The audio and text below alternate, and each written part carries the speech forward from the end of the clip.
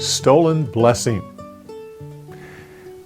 Whenever I tell this story, I say to the people that this story lays out a black cloth, like a jeweler who wants to show off a ring or a jewel will lay out a black cloth and then put the light on it and then bring the jewel on top. Well, the jewel in this story is the blessing itself. It's a beautiful blessing. And unfortunately, when you tell the story, it's the most boring part of the whole thing, and yet it's the most beautiful part of the whole thing. So what I normally do is when I tell the story, and if I am allowed, I will teach the people how I remember the blessing. And I go through it with them and review it several times. So that when I'm telling the story then, when I come to the blessing, they actually perk up and listen to it. This truly is a black cloth story. In fact, we keep track of every time there's a first time. Well, there's a first time here. This is the first time in the Bible when the word deceiver is used. Jacob says to his mother, if my father finds out what I'm doing and knows that I'm a deceiver, he'll give me a curse rather than a blessing. First time that's used.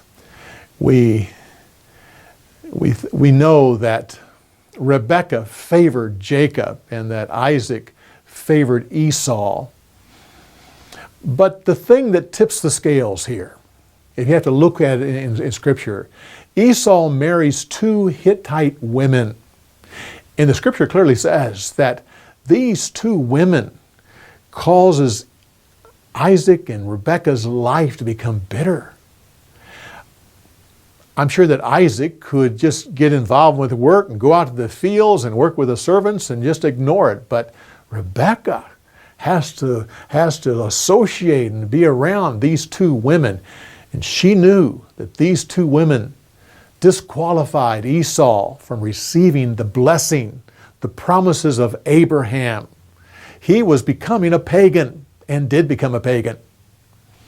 She knew she had to take matters into her own hands.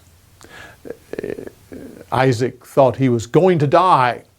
In reality, he didn't die right away. He actually outlived Rebekah. As a matter of fact, when Jacob came back with his two wives and large family, he was still alive. Isaac was still there. Jacob and Esau were old men when they finally buried their father. He lived another 40-some years after this story. But Rebekah never saw her son again, the one that she loved so dearly. She never saw Jacob again. And she had to live with the son that she deceived, as well as his two Hittite wives. On top of that, she had to live with the husband that she deceived. I think this is what hastened her death. She was actually at least 20 years younger than Isaac, and yet she dies. I think living with Esau and the two wives and her husband, their love was great. Isaac and Rebekah were known for their great love, but I have a feeling that after this story right here, that there was an estrangement coming on, and I think it possibly brought on her death. The Scripture doesn't say. That's just my thoughts. But I also think that what she did here, even though it was wrong, probably saved Esau's life. The blessing was not going to go to him. Isaac could say, I'm giving you the blessing. But it wasn't until God reaffirms it later on that it actually becomes true. And he was going to give it to Jacob. And if Isaac had given it to Esau, it's my personal opinion that he would have had a hunting accident. Rebekah probably saved his life, and he didn't know it.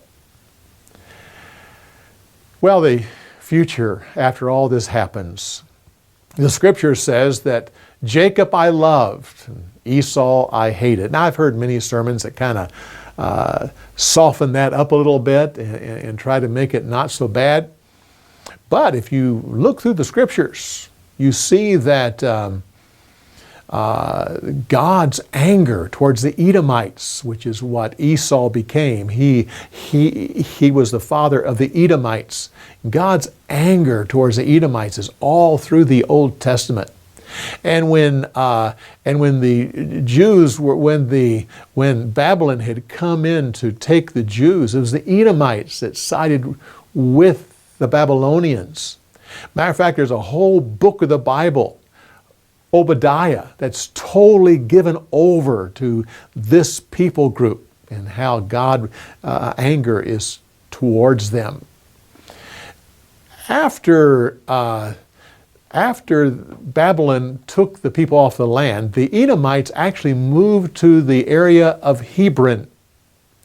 When the Jews took over control, when they came back and finally took over control, the Maccabees allowed them to stay as long as they would convert to Judaism, which they decided to do, but still retain their identity. Years later, it was an Edomite that became king of the Jews. His name was Herod the Great, the one that tried to kill Jesus as a baby, and whose son killed John the Baptist. And it was Herod the Great's grandson that killed James. On top of that, during 70 AD, when the Jews were being hunted down by the Romans and Jerusalem was under siege, the Edomites asked if they could come into Jerusalem. And the Jews allowed them to come in, thinking they were going to come in and help them fight the Romans. But once they got inside, they turned on the Jews and started the mighty slaughter that eventually destroyed the city and sent everyone into exile. They were rewarded by the Romans allowed them to move to Italy, where they're still there today. Well, there is a thought that the future Antichrist is going to be an Edomite. Now, I'm not going to get into that. There's some pretty good arguments for that theory, but only to say this. With this story right here, with this divide between Esau and Jacob, and you have two people groups, the Edomites and the Jews, Israel and the Jews.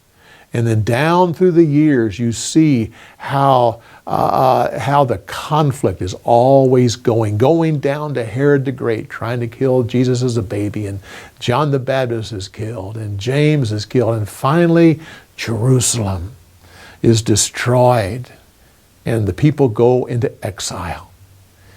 Jacob have I loved, Esau have I hated. Come back next time when we give you more insights on the story.